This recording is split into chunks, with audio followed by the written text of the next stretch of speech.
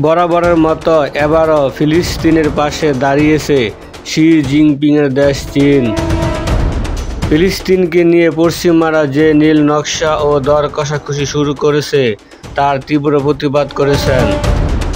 Xi Jinping বলেন, ফিলিস্তিনিরা তাদের মাতৃভূমি ছেড়ে কোথাও যাবে না এবং ফিলিস্তিন কোনো দরাদরির বিষয় নয়। জাতিসংঘের নিরাপত্তা কাউন্সিলে মুখোমুখি দুই পরাশক্তি চীন ও মার্কিন যুক্তরাষ্ট্র।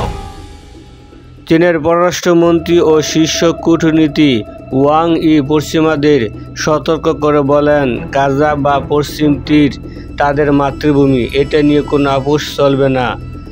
ফিলিস্তিনের শান্তি প্রতিষ্ঠায় দ্বি-রাষ্ট্র গঠনে কোনো বিকল্প নেই বলেও বরাবরই সতর্ক করেন। ফিলিস্তিন ইস্যুতে সাফ ভাষায় নিজেদের অবস্থান জানিয়ে দিয়েছেন জাতিসংঘের নিরাপত্তা পরিষদের স্থায়ী প্রতিনিধি চীন।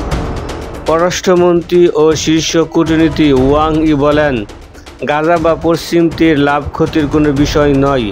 এমনকি যুদ্ধ পরবর্তী সময়ে গাজার শাসনভার ফিলিস্তিনিদের হাতে থাকা সবচেয়ে গুরুত্বপূর্ণ বলেও জানিয়ে দিয়েছেন।